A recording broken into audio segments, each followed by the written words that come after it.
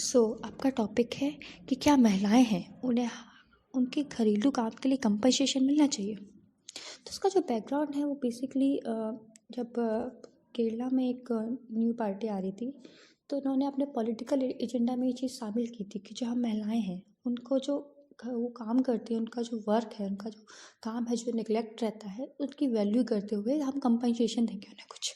ठीक है। अब जैसे कि उदाहरण के तौर पे कई ऐसी महिलाएं होती हैं जो पढ़ी लिखी हैं, बहुत कुछ कर सकती हैं, परंतु लेकिन क्या होता है कि शादी के बाद तो अपनी फैमिली रिस्पॉन्सिबिलिटी में जनरली माना जाता है कि जनरली आपने भी देखा होगा कि वो उनका सारा काम वहाँ चला जाता है ना। अब वही 4 घंटे अगर वो जॉब करेंगी तो कितना सारा चेंजेस ला सकती हैं, है ना।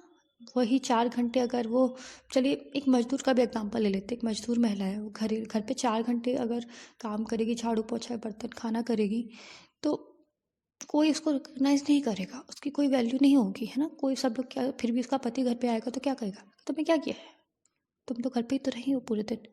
बच्चे भी आएंगे तो क्या क्या मम्मी आपने कुछ भी तो नहीं किया, घर पे रहेंगे।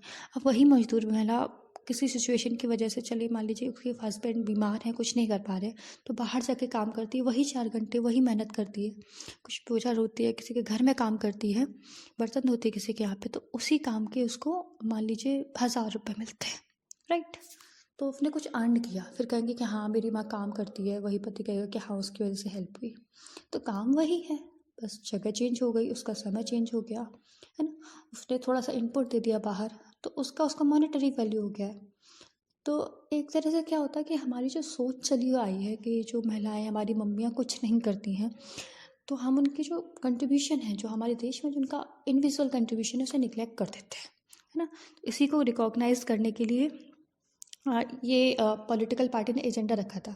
खैर वो तो एक पॉलिटिकल एजेंडा है, पर इससे एक बहुत बड़ी डिबेट हाईलाइट हुई कि क्या सच में ऐसा होना चाहिए, क्या चैलेंजेस है इसके। तो ये निबंध में आपको इसी के ज़रिए डिस्कस करना है, ठीक। तो 300 शब्दों में आपको अपना विचार देना, और विचार देने का मतलब ये नहीं कि आप एक ही पॉइंट पे स्टक हो जाएं। हमेशा निबंध में सारे इस तरह के कंट्रोवर्शियल टॉपिक में खासकर आपको सारे पहलू देखने होते हैं, ठीक। तो जैसे कि हम शुरुआत ऐसे कर सकते हैं कि कुछ हमारे देश में अभी भी सेंसस के आधार पर जो अनपेड वर्क होता है, उसमें सबसे ज़्यादा हिस्सा तकरीबन 96% हिस्सा महिलाओं का है।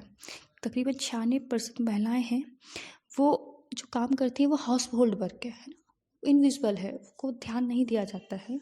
इवन आई जो इंटरनेशनल लेबर